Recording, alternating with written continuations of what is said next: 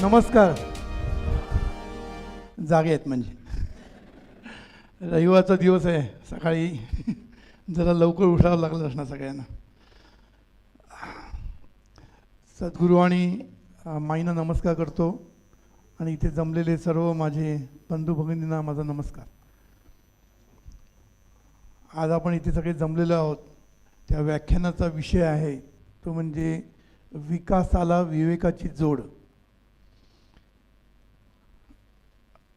प्रथम म्हणजे आपण जीवनविद्या म्हणजे काय ते नीट समजून घेऊ. सद्गुरूंचे दोन संकल्प आहेत, एक लक्षात ठेवा. सद्गुरूंचे दोन संकल्प आहेत.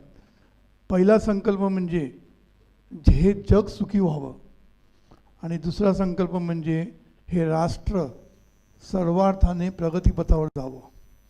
तर या दोन संकल्पाच्या पूर्ततेसाठी ही जीवनविद्या मिशन कार्य करत असते आणि त्याच्यासाठी सद्गुरूंनी निर्माण केलेली जीवनविद्या ही आम्ही घरोघरी पोचवण्याचा प्रयत्न करत असतो.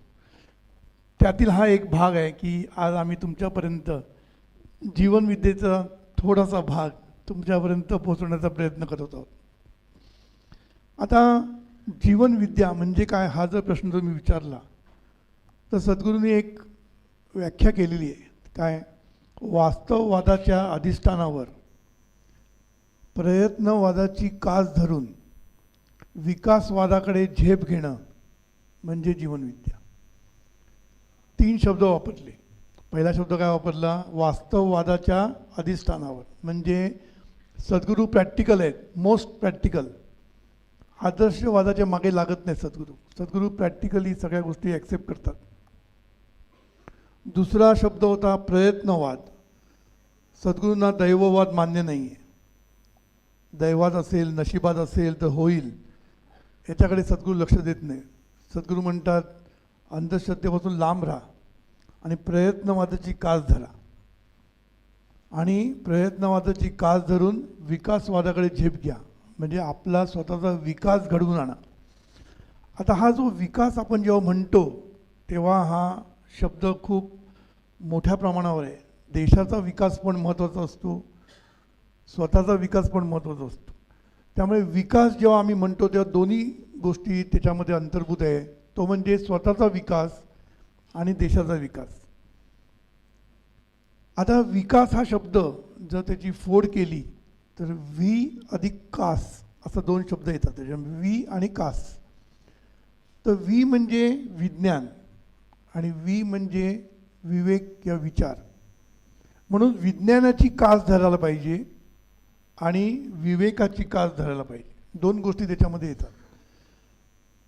म्हणून विकास जेव्हा म्हणतो तेव्हा विज्ञानाची कास धरून जो विकास होतो तो भौतिक विकास लक्षात ठेवायचा. भौतिक विकास म्हणजे थोडक्यात म्हणजे आपण ज्या सुधारणा बघतो, ज्या सुधारणा होत आहेत, आपल्याला सोयी उपलब्ध होत आहेत, विज्ञानाने सगळ्या गोष्टी उपलब्ध होत आहेत, त्याला आपण भौतिक विकास म्हणतो. भौतिक विकास. आणि विचारांची कास धरून जो विवेक पाहिजे त्या विवेकाची जर जोड नसेल ह्याला तर आज जी परिस्थिती आपण बघतोय ती परिस्थिती निर्माण होते. म्हणजे काय की विकास हा महत्त्वाचा आहेच, विज्ञान हे महत्त्वाचं आहेच, सुधारणा या महत्त्वाच्या आहेत, पण त्याचबरोबर विवेक महत्त्वाचा आहे, शहाणपण महत्त्वाचं आहे, सुसंस्कृतपणा महत्त्वाचा आहे.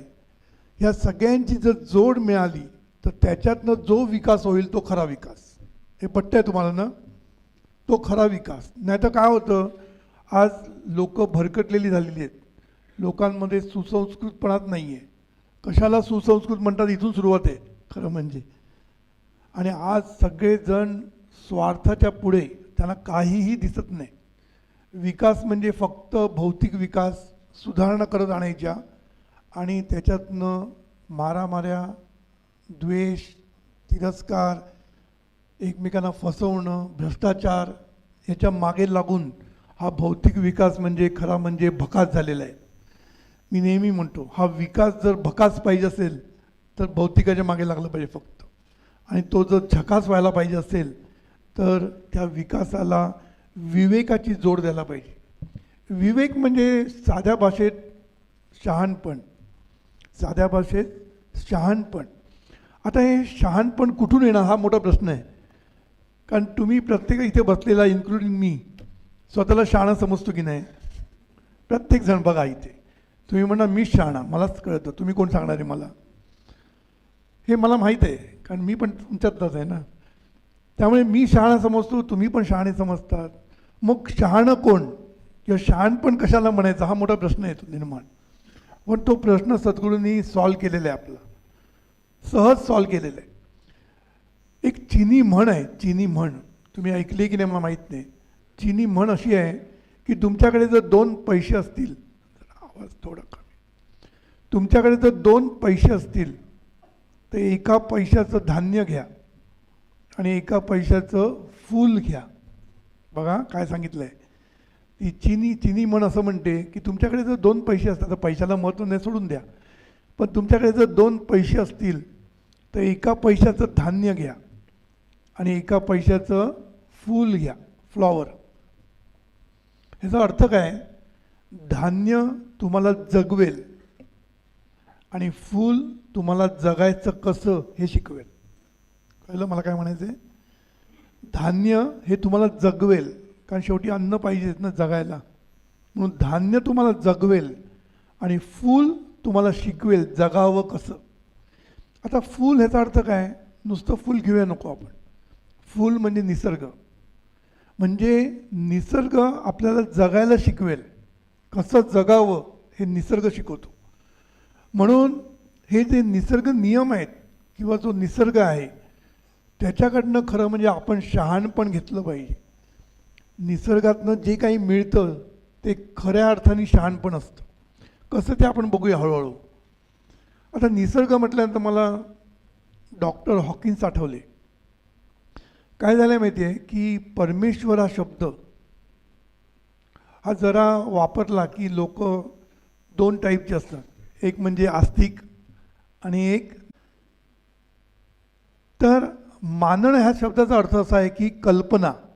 म्हणून परमेश्वराबद्दल आपण सर्वजण कल्पना करतो की परमेश्वर म्हणजे काय, याची आपण कल्पना करतो आणि त्याला मानतो. आणि मग काही लोक तीच कल्पना मानत नाहीत आणि म्हणून ते म्हणते आम्ही परमेश्वराला मानत नाही. म्हणून तुम्ही बघा मोठमोठे साहित्यिक खूप विद्वान असतात. साहित्यिक म्हणा, कलाकार म्हणा, सायंटिस्ट म्हणा, हे खूप विद्वान असतात, पण ते आपापल्या फील्डमध्ये विद्वान असतात. त्यांना परमेश्वराची काही गंध नसतो.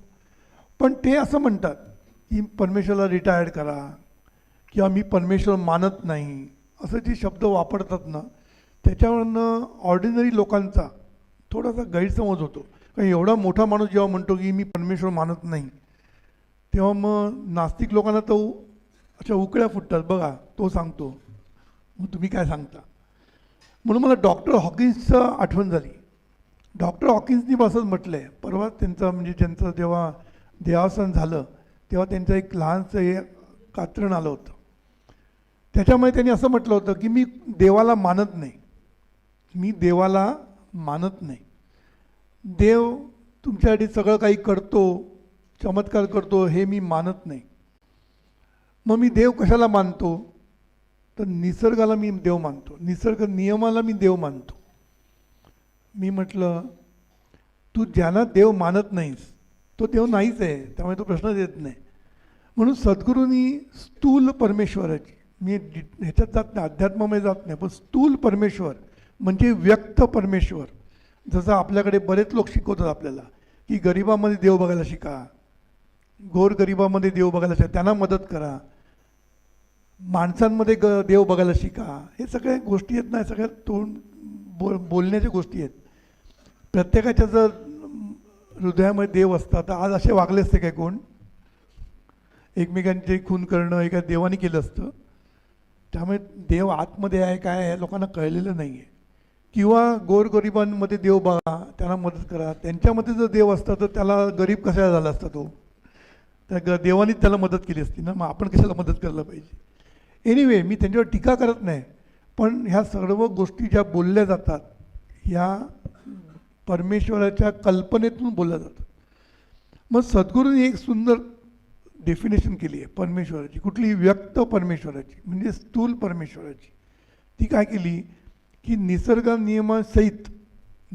नियमासहित स्वयंचलित स्वयंनियंत्रित नैसर्गिक पद्धतशीर व्यवस्था म्हणजे परमेश्वर. कठीण काही नाही त्याच्यामध्ये. निसर्ग नियमासहित स्वयंचलित स्वयंनियंत्रित नैसर्गिक पद्धतशीर व्यवस्था म्हणजे परमेश्वर. म्हणजे काय, ह्या जगामध्ये जेवढी व्यवस्था सगळी दिसते तुम्हाला, निसर्गामध्ये दिसते, ब्रह्मांडामध्ये दिसते, ती व्यवस्था रूपाने परमेश्वर आपल्याकडे व्यक्त झालेला आहे. परमेश्वर अनेक रूपाने जो व्यक्त झाला म्हणतात ना, तो ही अनेक रूपं म्हणजे एक व्यवस्था आहे, लक्षात ठेवायची.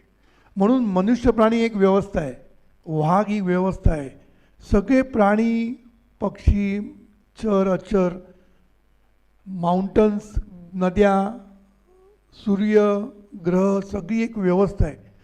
म्हणून एक मोठ्या व्यवस्थेचा आपण एक भाग आहोत, हे लक्षात ठेवायचं. पहिली गोष्ट, एक प्रचंड मोठी व्यवस्था आहे. एकच, जसा परमेश्वर एक म्हणतो तशी एक मोठी व्यवस्था आहे आणि त्या व्यवस्थेचे आपण भाग आहोत सगळेजण. आणि मग निसर्ग नियम त्याला लागू आहेत प्रत्येक व्यवस्थेला. म्हणून मनुष्य प्राण्याला काही निसर्ग नियम लागू आहेत, वाघाला वेगळे नियम लागू आहेत. जसं आपण निरनिराळे खेळ खेळतो की नाही, क्रिकेटमध्ये वेगळेच नियम असतात, हॉकीमध्ये वेगळे नियम असतात, पण नियम असतात. तसं प्रत्येक गोष्टीला नियम आहेत. म्हणून बघा तुम्ही, सूर्याभोवती सगळे ग्रह फिरतायत की नाही, नियमाने फिरतायत. असं नाही की बाबा आज मला फिरावंसं नाही, आज कॅज्युअल लिहू, आराम करूया, असं करत नाही. सगळे ग्रह एकमेकाभोवती फिरतायत. नंतर सूर्य दुसऱ्या सूर्याभोवती फिरतोय. आणि हे जे सगळं फिरणं आहे ना, जसं पिंडी तसं ब्रह्मांडी म्हटलेलं आहे. ब्रह्मांडामध्ये जे होतं ते सगळं पिंडीमध्ये होतं, शरीरामध्ये होत असतं. म्हणून ॲटम लेवलला जरी तुम्ही गेलं, तिकडे पण इलेक्ट्रॉन फिरत आहेत आणि तिकडे सूर्याभोवती ग्रह फिरत आहेत. म्हणजे ही सगळी प्रचंड एक व्यवस्थेने काम चाललेलं आहे. आणि या व्यवस्थेलाच परमेश्वर सद्गुरू नाव दिलेलं आहे.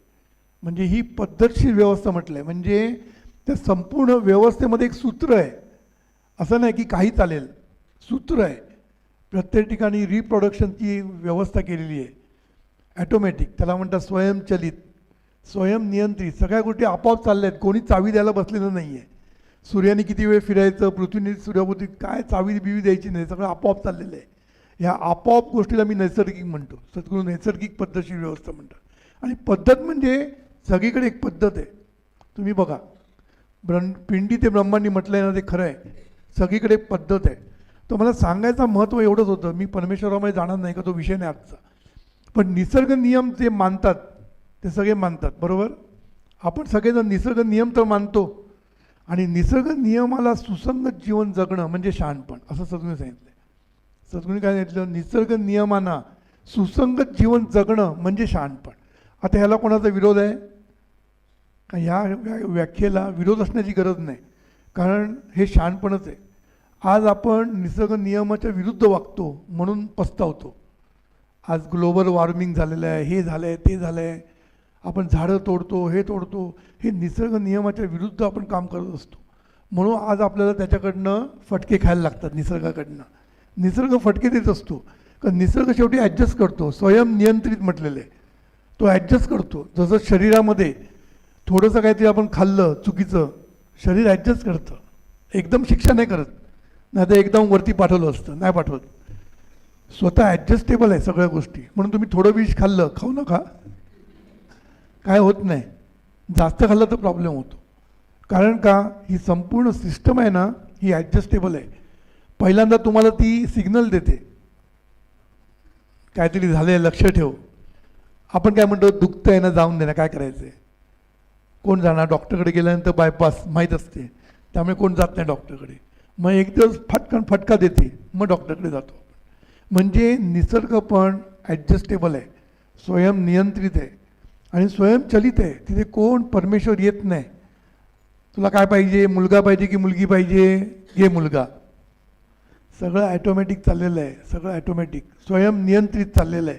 म्हणून ही जी व्यवस्था चाललेली आहे ना, हे निसर्ग नियमाप्रमाणे चाललेली आहे. आणि ह्या निसर्ग नियमाला आपण मानलं पाहिजे. निसर्ग नियमाला सुसंगत जीवन जगणं म्हणजेच परमेश्वराची उपासना, असं म्हटलं सद्गुरूंनी. बघा सद्गुरू किती प्रॅक्टिकल आहेत. सद्गुरू म्हणतात परमेश्वराची उपासना म्हणजे काय, हे सगळं जे निसर्ग नियम आहेत ना त्याचं सुसंगत जीवन जगा आणि काय करू नका. सुसंगत जीवन जगणं म्हणजे शहाणपण, सुसंगत जीवन जगणं म्हणजे सुसंस्कृतपणा. सगळ्यांना सगळी नावं दिलेली आहेत. म्हणून आपल्याला सुधारणा पाहिजेच, देशाचा विकास व्हायला पाहिजे, आपला विकास व्हायला पाहिजेच. पण त्याच्याबरोबर थोडीशी जर विवेकाची जोड दिली तर आपला विकास झकास होईल. झकास होईल म्हणजे खरं आनंद मिळेल सगळ्यांना. जग सुखी, समाधानी, शांती आपल्याला प्राप्त होईल. म्हणून हा जो जोड द्यायची आपल्याला, ती विवेकाची जोड द्यायची म्हणजे काय द्यायचं हे आपल्याला जरा नीट समजून घेऊया. म्हणून सद्गुरूंनी सांगितलं की संस्कृती म्हणजे काय. आपण जेव्हा म्हणतो सुसंस्कृत म्हणजे काय, चांगला वागला की आपण त्याला सुसंस्कृत म्हणतो, त्याला सुसंस्कृत म्हणत नाही. सुसंस्कृत सद्गुरूंनी सांगितलं की संस्कृती अधिक कृती. संस्कृती म्हणजे काय,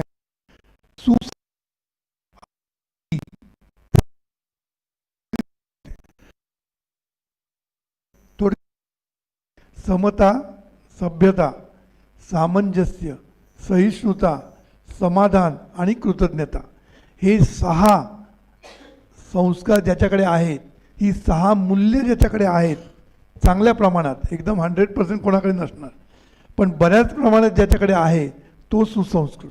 पटतंय. समता म्हणजे काय हो, सर्वांना माणूस म्हणून पाहता आलं पाहिजे.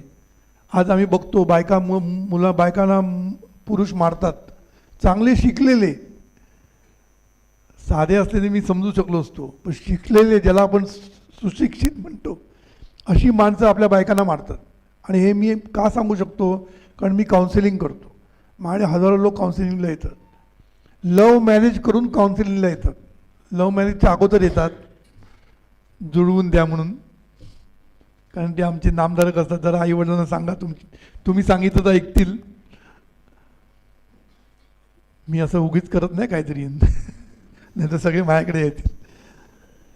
तर ही लव्ह मॅरेज करताना म्हणतात काय, ह्याच्याशिवाय मी जगूच शकत नाही हो दादा, ह्यांच्याशिवाय मी जगू शकत नाही. वा वा वा, मला बरं वाटतं, कारण मला पुढलं मत दिसत असतं ना अगोदर कारण अनुभव आहे ना. मी हसतो फक्त, पण खरंच चांगलं असेल तर मी प्रयत्न करतो, नाही तर मी त्यांना तिकडे थांबवतो. हसू. सांगायचा मुद्दा काय, लव्ह मॅरेज करतात आणि 2-4 वर्ष 10 वर्षांनी मारामारी चालू होतं. परवाच एक आले होते, नवरा मारतो म्हणजे किती मारतो, आणि लव्ह मॅरेज घेऊन फिरू नका, पण माणसासकट तर वागवा, माणुसकीने तर वागवा, त्याला सभ्यता म्हणतात. माणुसकीने वागवणं म्हणजे सभ्यता. सामंजस्य, समजून घ्या एकमेकांना, आपण समजूनच घेत नाही एकमेकांना. नंतर सहिष्णुता, आपल्याकडे सहनशक्ती नावाची चीजच नाही. आता जरा काय बोललं की उठला मारायला त्याला, म्हणजे सहनशक्ती गेलेली आहे. सहनशक्तीचे 2 अर्थ आहेत मी नेहमी म्हणतो. दुसऱ्यांचं यश पण सहन होत नाही आपल्याला, दुसऱ्यांचं यश किंवा दुसऱ्यांचं काहीतरी भलं झालेलं ते पण सहन होत नाही आपल्याला, तिथे पण सहनशक्ती कमी पडते आपल्याला. तर सहिष्णुता म्हणजे सहनशक्ती. नंतर समाधान हे आयुष्यात जगू शकत नाही आपण. आणि शेवट म्हणजे कृतज्ञता. ही कृतज्ञता तर आपल्याकडे नाहीच आहे, आपण कृतज्ञ नसतो. आईवडिलांची पण कृतज्ञ नाही आहेत. आजकाल मुलं कसे वागतात आईवडिलांशी हे आपण पेपरात वाचतो. एका मोठ्या काय म्हणतात क्रोर कंपनीचा चेअरमन आज रस्त्यावर आला, सगळ्यांना माहीत आहे. म्हणजे मुलं कशी वागतात आपल्या आईवडिलांची. ज्या आईवडिलांनी सगळं तुम्हाला दिलं त्यांच्याशी कृतज्ञ पण राहता येत नाही. याला आपण सुशिक्षित म्हणतो. सुशिक्षित म्हणजे फक्त शिक्षण घेतलेलं आहे, सुसंस्कृतपणा त्यांच्याकडे नाही आहे. म्हणून सुसंस्कृतपणाची जोड देणं विकासाला खूप गरजेचं आहे. नाही तर नुसतं चैन काय, गाड्या आहेत, घोडे आहेत, सगळे आपले घोडे नाहीत, गाड्या आहेत, बंगले आहेत, फ्लॅट्स आहेत, जे मागतो ते मिळतं आहे लोकांना, त्यामुळे ते चैन चंगळ करत आहेत, पण सुखी कोणच नाही, लक्षात ठेवायचं. म्हणून हे सुसंस्कृतपणा आणि विवेकाची जोड द्यायला आपण शिकूया. मग आता आपण निसर्ग नियम समजून घेऊया.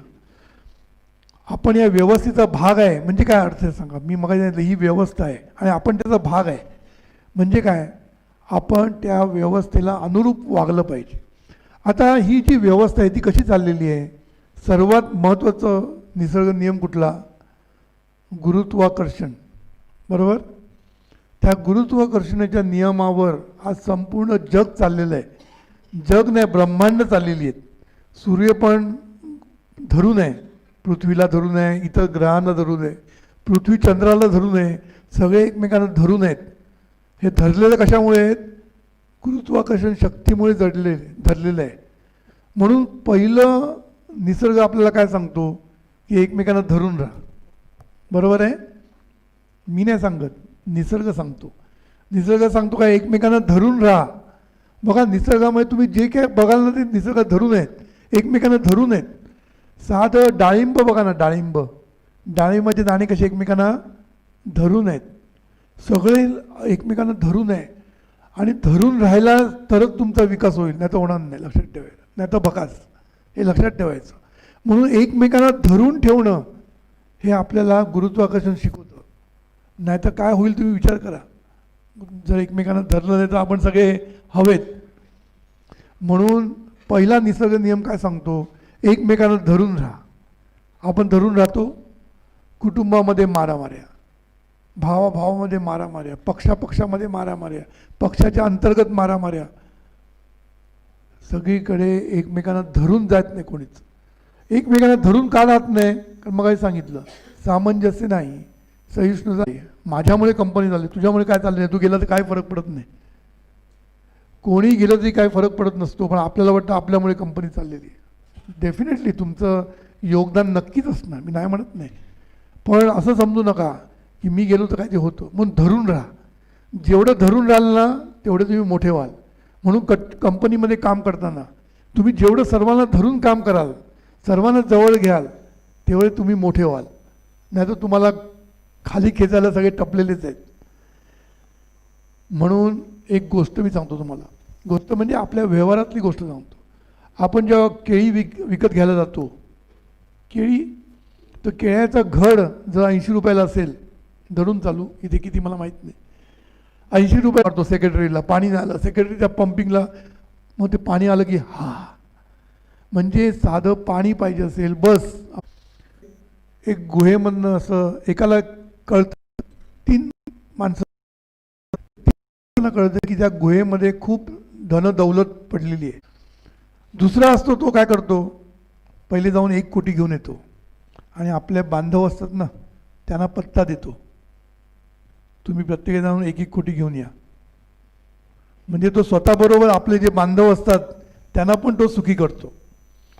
तिसरा सगळ्यात हुशार असतो. तो काय करतो, स्वतः 1 कोटी रुपये घेऊन येतो आणि आपल्या जात बांधवांना सगळ्यांना, म्हणजे नुसते बांधव पाहून नाही, आपल्या कुटुंबातले पहिले सांगतो, त्यांना 1-1 कोटी घेऊन यायला सांगतो. नंतर बाकीचे जे जात बांधव आहेत त्यांना काय सांगतो, 1 कोटी रुपये तुम्हाला मी पत्ता देईन, त्यातले 25% मला.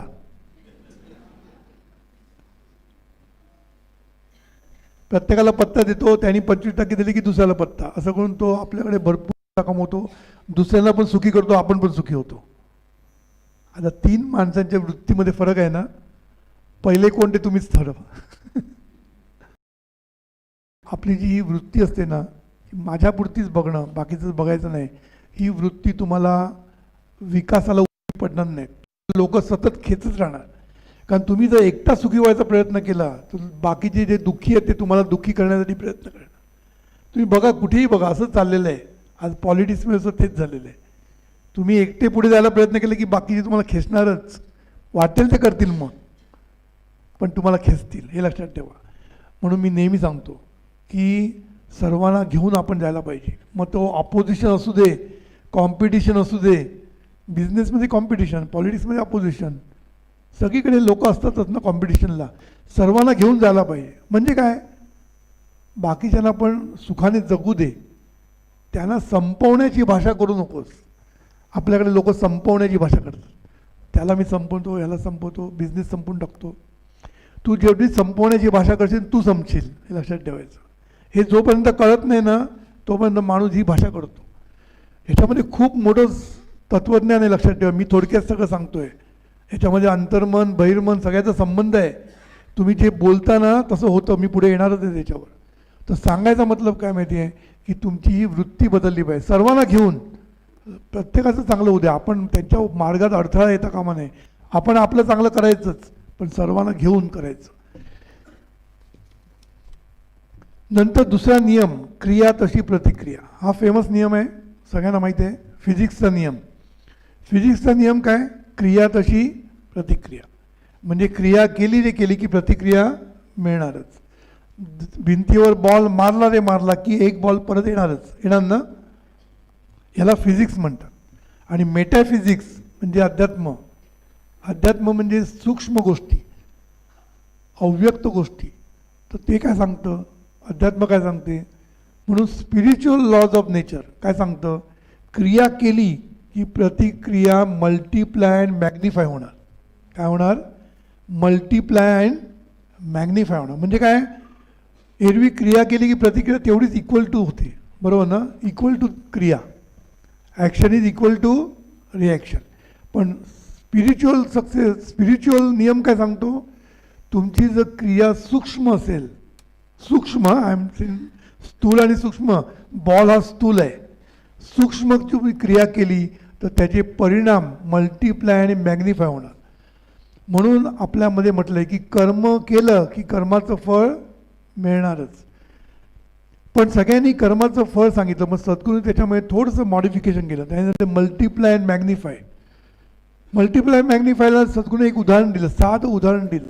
काय उदाहरण दिलं?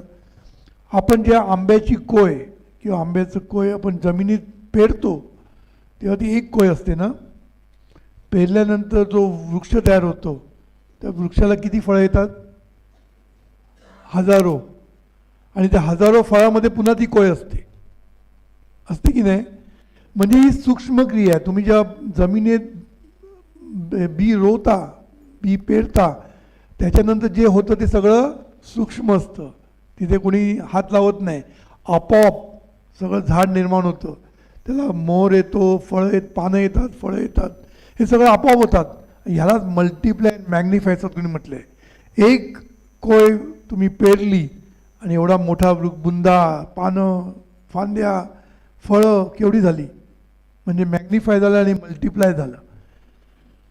म्हणून सद्गुरू असं म्हणतात की सूक्ष्म गोष्ट तुम्ही सूक्ष्म कर्म केलं की त्याची प्रतिक्रिया ही मल्टिप्लाय अँड मॅग्निफाय होणार, हे लक्षात ठेवायचं.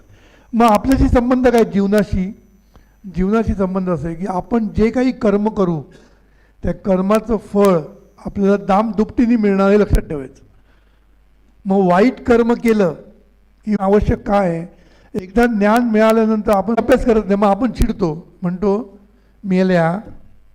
तो मला असं वाटत नाही आपल्याला, पण काय म्हणतो आपण? मेल्या, अभ्यास कर, नाहीतर भांडी घासावी लागतील.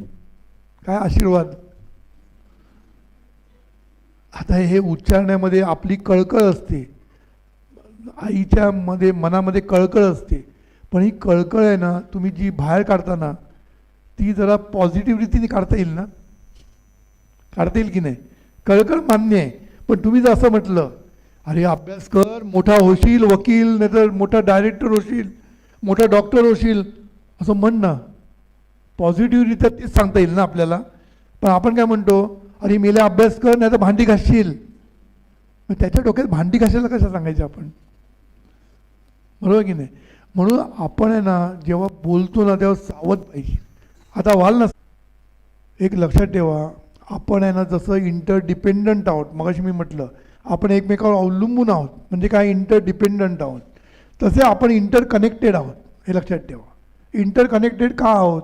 कारण एकच परमेश्वर, एकच ईश्वरी शक्ती सगळ्यामध्ये आहे, सगळ्यामध्ये ती एकच आहे. आपण फक्त मांसाचे गोळे आहोत, एक लक्षात ठेवायचं. आम्ही नेहमी असं म्हणतो, आपण म्हणजे मांसाचे गोळे. डॉक्टर लोक त्याच्या पुढे जाऊन म्हणतात, रिसर्च सायंटिस्ट काय म्हणतात माहिती आहे? 50 बिलियन सेल्स स्किननी गुंडाळून ठेवलेलं शरीर म्हणजे शरीर. 50 मिलियन की काहीतरी बिलियन सेल्स, त्या सेल्सला स्किनमध्ये गुंडाळून ठेवलं की झालं शरीर, असं ते म्हणतात.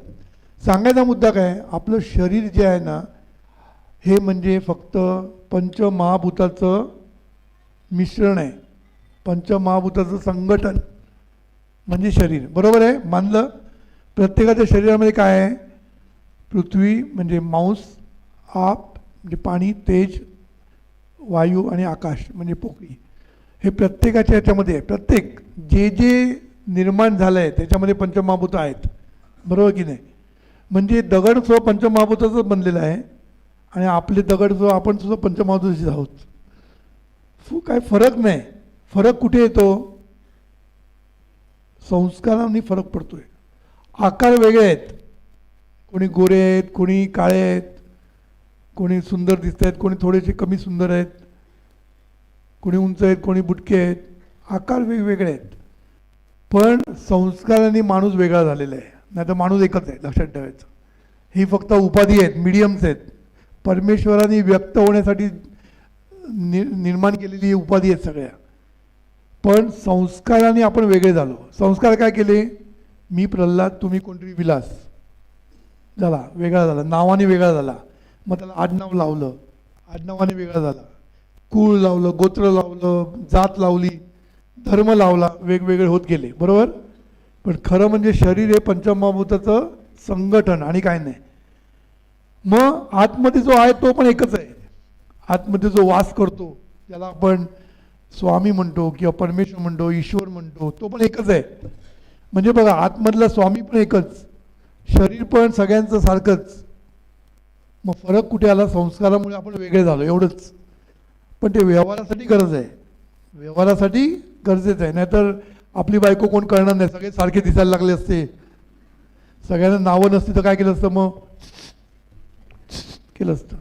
मग नावं देणं गरजेचं आहे, व्यवहारासाठी वेगळं होणं गरजेचं आहे.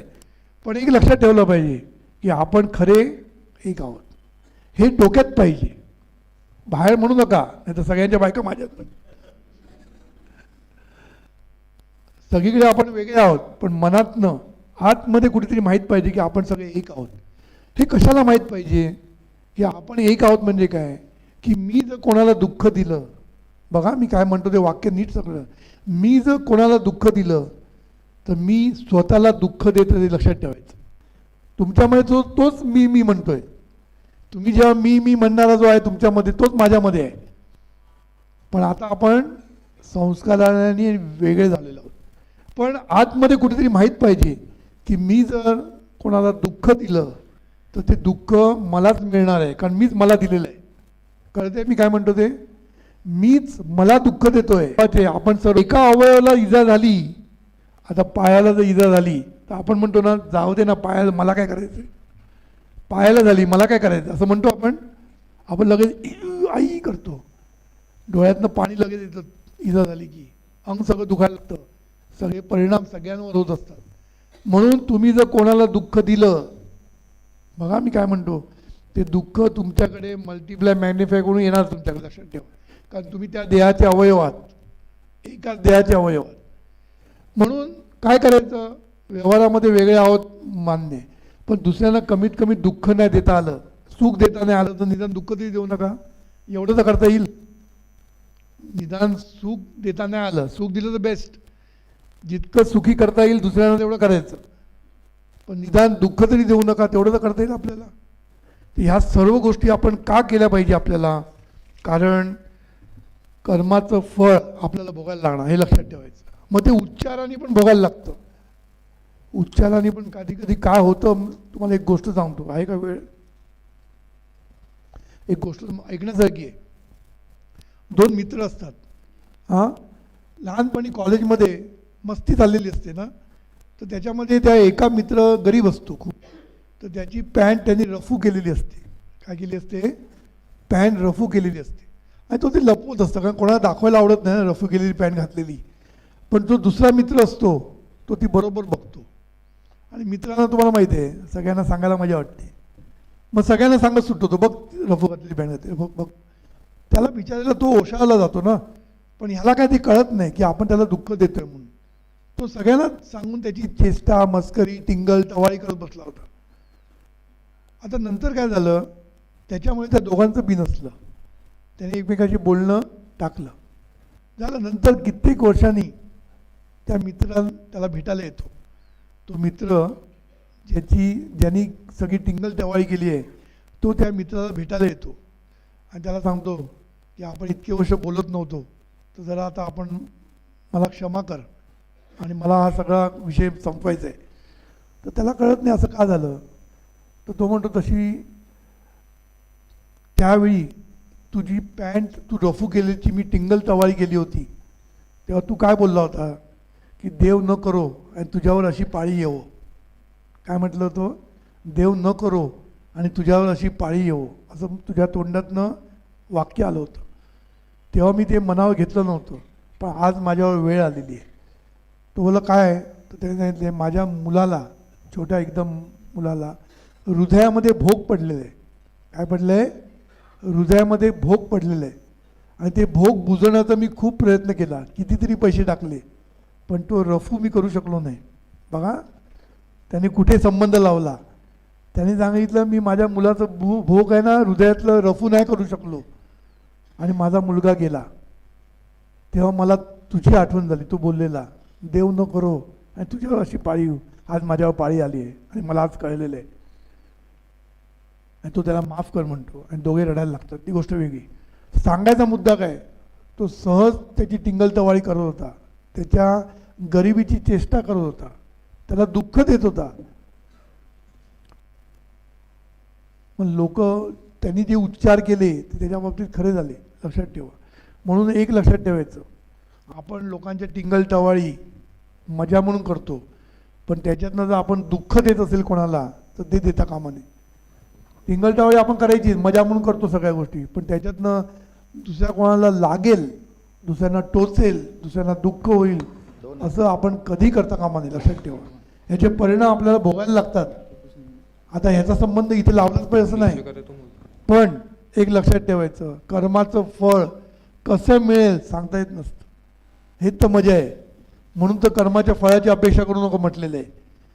गीतेमध्ये म्हटलं नाही कर्माच्या फळाची अपेक्षा करू नका, म्हणजे काय, फळ कुठून मिळेल तुम्हाला कळणारच नाही. मर कंपनीमध्ये काम करतो पण प्रमोशन मिळत नाही. तो म्हणतो काय उपयोग, एवढं मी कर्म चांगलं करतोय, पण नंतर दुसरीकडे चांगला जॉब मिळतो त्याला. कुठून तरी मिळतं, लक्षात ठेवायचं, कुठून तरी काही ना काहीतरी मिळणार. म्हणून कर्माचं फळ हे कर्मातच असतं, बीमध्येच त्याचं फळ असतं, लक्षात ठेवायचं. आंब्याच्या कोळीमध्येच आंब्याचं फळ असतं, पेरूचं फळ त्याच्यात येणार नाही. त्यामुळे कर्माचं फळ कर्मामध्येच असतं, लक्षात ठेवायचं. आणि म्हणून कर्म करताना सावध राहा, उच्चार करताना सावध. बोलशील चांगलंच बोल, वाईट बोलण्याचं गप्प राहा, बोलू नको. पटतंय का? ह्याच्यातनं आपल्याला थोडंसं सुधारलं ना तरी आपलं जीवन समृद्ध होईल, लक्षात ठेवा, समृद्ध होईल आणि आनंदी होईल, सुखसमाधानी होईल. म्हणून आपण हा जो निसर्ग नियम आहे तो आपण नीट समजावून घेतलेला आहे. आता मी थोडक्यात सांगितलं आहे, ह्याच्यावरच खूप मोठं प्रवचन होऊ शकतं. कारण ॲक्शन प्रत्येक गोष्ट आहे, इच्छा, उच्चार, विचार. म्हणून सद्गुरू नेहमी म्हणतात की दुसऱ्यांबद्दल इच्छा चांगली करा. चांगली इच्छा करायला काय बिघडलं? लोक म्हणतात तुम्ही प्रार्थना म्हणून काय असं होतं आहे काय, हे ईश्वरा सर्वांना चांगली बुद्धी द्या असं होऊन काय होतं आहे का? लोकांना कळत नाही ही प्रार्थना म्हणजे काय आहे. प्रार्थना म्हणजे एक मोठी इच्छा आहे, लक्षात ठेवा. सर्वांचं भलं व्हायची अशी इच्छा, केवढी मोठी इच्छा आहे सांगा मला. सर्वांचं, माझं भलं म्हणत नाही मी काय म्हणतो, देवा सर्वांचं भलं कर, देवा सर्वांचं कल्याण कर, देवा सर्वांना ऐश्वर्य दे, असं मी जेव्हा म्हणतो तेव्हा ती मी देवाकडे मागत नसतो, मी माझ्याकडे इच्छा निर्माण करत असतो. आणि ही जी इच्छा आहे ना, ही इच्छा तुम्हाला सर्व काही देणार. कारण इच्छा एवढी मोठी आहे, व्यापक आहे, ऐश्वर्यवान आहे, तेवढं तुम्हाला सगळं काही तुमच्या आयुष्यामध्ये यायला लागेल. प्रयत्न केलाच पाहिजे. तुम्ही म्हणा नुसतं इच्छा करत मी घरी बसतो म्हणून नाही होणार. प्रयत्नाचं सिंचन पाहिजेच. म्हणून प्रयत्न करून सुद्धा काही लोकांना यश मिळत नाही. म्हणून प्रयत्न आणि प्रार्थना म्हणजे चांगल्या इच्छा हे करणं खूप गरजेचं आहे. म्हणून क्रिया तशी प्रतिक्रिया, मल्टिप्लाय अँड मॅग्निफाय हा निसर्गाचा नियम लक्षात ठेवा. त्याच्यातनं आपण शिकूया आणि आपण प्रत्येक गोष्ट चांगलं करायचा प्रयत्न करूया. नंतर तिसरा नियम ह्याच्यावरूनच आहे, क्रियावरूनच आहे. दिल्याने येत आहे रे, आधी दिलेची पाहिजे. हा जीवनविद्येचा सिद्धांत आहे. एरवी आपण काय ऐकतो, केल्याने होत आहे रे, आधी केल्याची पाहिजे. हा आपण ऐकलेला आहे. आता जीवनविद्येचा सिद्धांत आहे का, दिल्याने येत आहे रे, आधी दिलेची पाहिजे. म्हणजे काय, पुन्हा निसर्गाचा नियम. निसर्ग काय सांगतो? निसर्ग म्हणतो नेचर ॲबोर्स व्हॅक्यूम. काय? नेचर ॲबोर्स व्हॅक्यूम म्हणजे काय? निसर्गाला व्हॅक्यूम अलाउड नाही आहे. व्हॅक्यूम म्हणजे निर्वात. निर्वात म्हणतात ना व्हॅक्यूमला. व्हॅक्यूम सगळ्यांना कळतं. व्हॅक्यूम निसर्गाला मान्य नाही. तुम्ही एका पाईपमधनं जर व्हॅक्यूम करायला सुरुवात केली की दुसरीकडनं हवा आतमध्ये येणारच. म्हणून व्हॅक्यूम निसर्गाला मान्य नाही. म्हणून तुम्ही जेव्हा देता काही तेव्हा तुमच्याकडे कधीच व्हॅक्यूम होणार नाही, लक्षात ठेवायचं. कारण दुसरीकडनं तो व्हॅक्यूम भरून निघणार. म्हणून दिल्याने येतं आहे हे लक्षात ठेवायचं. इथे दिलं म्हणून तुम्ही रिकामी होणार नाही, येत राहणार तुमच्याकडे. तुम्ही नेहमीच ऐश्वर्यवान असणार. म्हणून देण्याचं शिका. आपण साठेबाजी करतो, साठेबाजी. आपण द्यायला तयार नाही. आपल्या 7 पिढ्यांना उपयोगी पडेल म्हणून थांबतो. आपण एवढे पैसे कमवतो, आपण देत नाही. आपण काय म्हणतो? नको, पण 7 पिढ्यांना उपयोगी पडतील. 7 पिढ्यांचं तुम्ही कल्याण करत नाही, 7 मढी उभारतात, लक्षात ठेवा. 7 पिढी तुम्ही कल्याण करत नाही, 7 मढी निर्माण करता.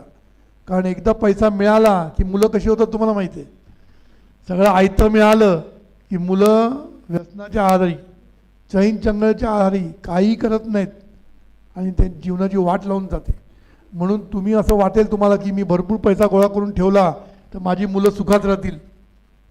म्हणून वॉरन बुफे जो जगातला श्रीमंत माणूस, त्यांनी किती दान केलं तुम्ही ऐकलं असेल. त्याने 85% देऊन टाकलं. त्याला कोणीतरी विचारलं की तुझी मुलं आहेत, तू सगळं दान कशाला करतो? जे मुलांना ठेव ना काहीतरी. तर त्यांनी सांगितलं मी मुलांना ठेवलेलं आहे.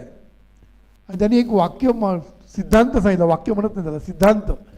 त्यांनी काय सांगितलं की मुलांसाठी एवढं ठेवा, बघा, मुलांसाठी एवढं ठेवा की त्यांना काहीतरी करण्याची उर्मी यायला पाहिजे, उर्मी, स्फूर्ती यायला पाहिजे काहीतरी करण्याची. पण एवढं ठेवू नका की त्याला काहीच न करण्याची वृत्ती निर्माण होईल. बघा काय म्हटलं त्यांनी, एवढं ठेवू नका की त्याला काही न करण्याची वृत्ती निर्माण होईल. आणि एवढं ठेवा की त्याला काहीतरी उर्मी यायला पाहिजे की मी काहीतरी करू शकतो, मी बिझनेस करीन, मी आणखीन पैसे कमवीन याच्यावर. एवढं त्याच्यात ठेवा. हे वाक्य खूप महत्त्वाचं आहे, लक्षात ठेवा. म्हणून आपण जेवढी साठेबाजी करू तेवढं आपल्याकडे नवीन काही येणार नाही, ते कुसून जाईल, कुसून जाईल, लक्षात ठेवा. संपत्ती पण कुसते, म्हणजे माहिती आहे ना, आपल्याला वाटलं फळच कुसतात, संपत्ती पण कुसते. कुसते म्हणजे काय? त्याला 10 मार्ग लागतात आणि निघून जाते. म्हणून एक लक्षात ठेवायचं की दिल्याने येत आहे. मग देण्याचा प्रयत्न करा. काय द्यायचं? पैसे द्यायचं मी सांगत नाही. तुमच्याकडे पैसे असतील तर percentage of that you should give. तुमच्याकडे 100 रुपये असतील तर 1 रुपया तरी दान करा. 1 लाख असेल तर 1000 तरी करा. पण त्याचा पर्सेंटेज सगळं देऊ नका. सद्गुरू प्रॅक्टिकल. नाही तर म्हणाल जितकं देतं तेवढं येतं ना, सगळं देऊन टाकतो. यायला वेळ लागतो ना, लगेच येणार नाही उद्या, तोपर्यंत तुम्ही रस्त्यावर याल. नाही तर तेव्हा सांभाळून. म्हणून सद्गुरूंकडे जेव्हा कोणी देणगी घेऊन येतं ना, डोनेशन्स मिशनसाठी 1 लाख रुपये डोनेशन असं घेऊन येतं, सद्गुरू म्हणतात पहिलं तुझ्या बायकोला बोलव. तू भावनेच्या आहारी जाऊन करू नको कुठली गोष्ट. तू बायकोला बोलव. बायकोला तुमच्या घरात काय प्रॉब्लेम नाही ना, 1 लाख रुपयांनी तुमच्या घरात काय त्रास होणार नाही ना, लग्न बिग्न झाली आहेत ना, तरच दे, नाही तर देऊ नकोस. बघा सद्गुरू किती हे असतात. म्हणजे मिशनसाठी जो देणगी घेताना सद्गुरू सावध असतात. भावनेच्या आहारी देऊ नकोस. देताना सांभाळून, स्वतःचं पण सांभाळ आणि मग दे. पण पैशाशिवाय कितीतरी गोष्टी देता येतात की नाही सांगा मला. पैशाशिवाय किती गोष्टी देता येतात आपल्याला? केवढ्या तरी गोष्टी देता येतात आपल्याला. पहिली गोष्ट म्हणजे काय? एक स्माईल तर देता येतं. लोकांकडे हसायला काय पैसा लागतो, पण लोक हसत नाहीत. लिफ्टमध्ये बघा, सोसायटीच्या लिफ्टमध्ये किंवा कंपनीच्या लिफ्टमध्ये गेल्यानंतर सगळे कसे उभे असतात? जसं काय सगळ्या जगाचा भार ह्याच्यावर आहे. ह्याच्या उलट तुम्ही एका अमेरिकन लोक बघा, आपल्या लिफ्टमध्ये अमेरिकन लोक आला पहिलं तुझ्याकडे हसणार, how you, fine, very good. काय संबंध नसतो, तो ओळखत पण नसतो. अनुभव आहे ना तुम्हाला, आहे की नाही? मला तर भरपूर आहे, कारण मी ज्या कंपनी मल्टीनॅशनलमध्ये काम करत होतो, आमचे लोक आले की असे तर सगळे थकलेले कायम ते नाही, ते आले की पहिले हाव यू फाईन ग्रेट असं म्हणतो, तुम्हाला खुश ठेवतात. सांगायचा मुद्दा काय आहे की तुम्हाला एक स्माईल देणं काय कठीण नसतं, पण देत नाही आपण. बघा स्माईल देऊन किती लोक खुश होतात की नाही. स्माईल देणं, लोकांचं कौतुक करणं अरे नको रे बाबा. कौतुक करणं म्हणजे कठीण काम, शेफार येईल ना. पण कौतुक करायला पण काही पैसे लागत नाही आपल्याला. दुसऱ्यांची शुभ इच्छा देणं, गॉड ब्लेस यू म्हणणं, काय वाटलं प्रॉब्लेम आहे गॉड ब्लेस यू म्हणायला? देव तुझं भलं करू असं म्हणा काय प्रॉब्लेम आहे? नाही, आपण म्हणणार नाही. झालं तर चुकून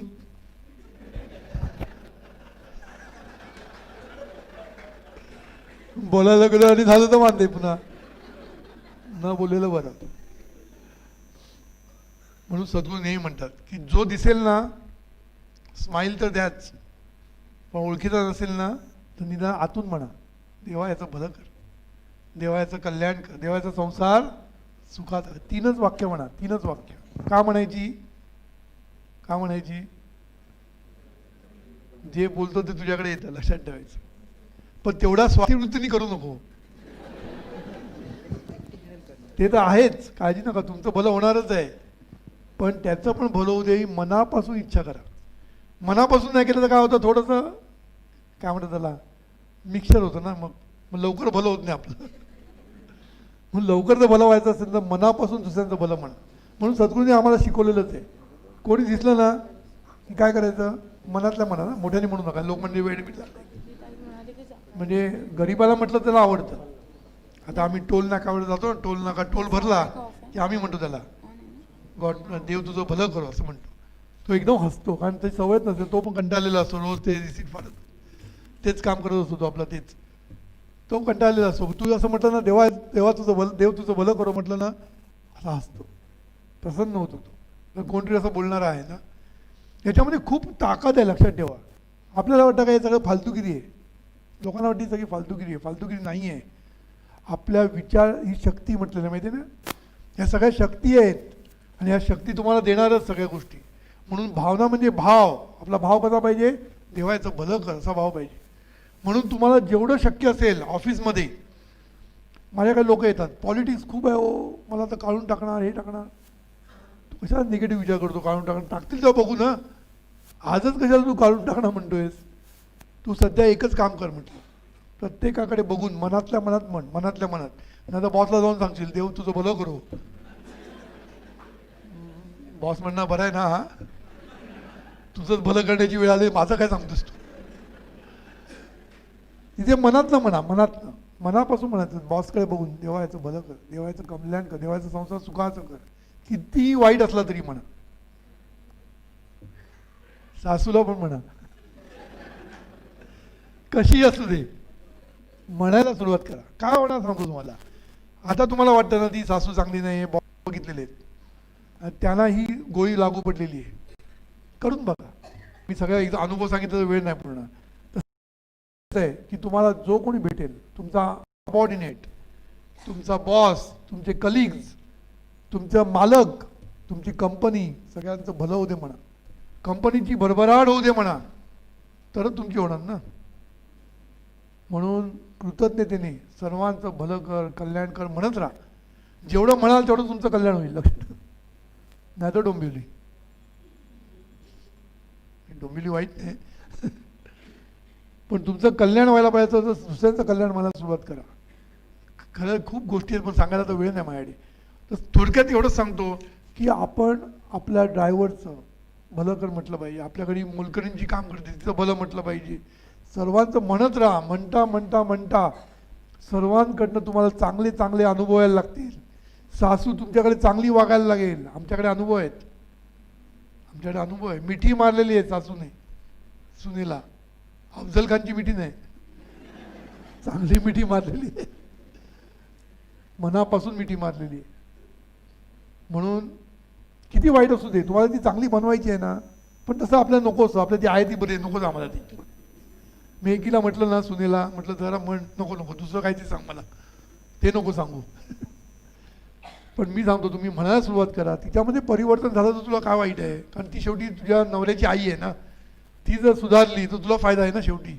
कारण तो नवरा तुझ्यावर खुश होणार आहे, सगळं चांगलं होणार आहे. पण लोक ऐकत नाहीत. लोकांना वाटते असते साधे चांगलं काहीतरी कठीण काहीतरी द्या. कठीण आहे म्हणजे ते पण करणार नाहीत, पण कठीण पाहिजे. म्हणजे जरा ओले ते कपडे घालून 100 फेऱ्या मला सांगा, ते खूप आवडतं. हां, आमच्याकडे बाजूला एक राहायची, त्यांचा मुलगा अभ्यास करत नव्हता. आम्ही त्याला सांगितलं अभ्यास करायला, त्याला हे करण्यासाठी काय काय केलं पाहिजे. ते काय ऐकलं नाही त्यांनी, गेला कोणाकडे. ते त्यांनी सांगितलं शंकराच्या पिंडीला 100 प्रदक्षिणा. ते कसे ओले ते कपडे घालून, आणि रोज एक पेन्सिल आणि वही कोणाला ती द्यायची गरीबाला. छान म्हटलं. आणि तो त्यांनी जर अभ्यास केला असता तर काय पाहिजे होतं. आपण जो गोल गोल फिरून त्यांनी जर अभ्यास केला असता तर मी किती वेळा फिरलो असतो, हो की नाही. असं फिरत नाही, तो तुम्हाला फिरवत राहील आणि काय होणार नाही. तेव्हा त्यांनी काय होत नसतं. ते तुम्ही पूजा अर्चा म्हणून करा तुम्ही, पण तुम्हाला जर खरं बोलायचं तर मुलांशी चांगलं बोलायला शिका. मुलाला मदत करा, मुलाशी बोला. मुलांसाठी सुद्धा आम्ही सांगतो तुम्हाला, ते एका दिवसात सगळं सांगायचं म्हणून सांगून टाकतो. मुलं नीट वागत नसतील, अभ्यास करत नसतील, मुलाकडे बघून मनातल्या मनात म्हणत राहायचं, तू बुद्धिमान आहेस, तू गुणवान आहेस, तू प्रेमळ आहेस, तू अभ्यासू आहेस, तू जिनियस आहेस. हे आपण मनापासून वाक्य निर्माण करायचे. आपण आपल्याला जे पाहिजे असेल ना त्याचं चांगलं पॉझिटिव्ह वाक्य बनवायचं आणि तुला म्हणून म्हणायचं आणि मनातल्या मनात म्हणायचं त्याच्याकडे बघून. हळूहळू त्याच्यामध्ये फरक होणार. हळूहळू, एका दिवसात नाही होणार. म्हणा एक दिवस म्हटलं काय झालं नाही, एका दिवसात काहीच होत नाही. आंबा पण मिळत नाही एका दिवसात. म्हणून आम्ही केलेलं आहे सगळ्या मुलांच्या बाबतीत. तेव्हा मुलांकडे बघून म्हणायचं तू बुद्धिमान आहे, नसेल तरी म्हणा बुद्धिमान आहेस. कारण तसा बुद्धिमान अभ्यास केला तर सगळे बुद्धिमान होऊ शकतात. तू अभ्यासू आहे, तू प्रेमळ आहे. तर ऐकत नसेल काही, प्रेमळ आहे म्हण, त्याला प्रेमाने वागायला लागेल. तुम्हाला हे सगळं हे वाटेल काय सांगा आज काय सांगतायत, खरं आहे. लक्षात ठेव, करून बघायचं. कारण का आपली मनं कनेक्टेड आहेत.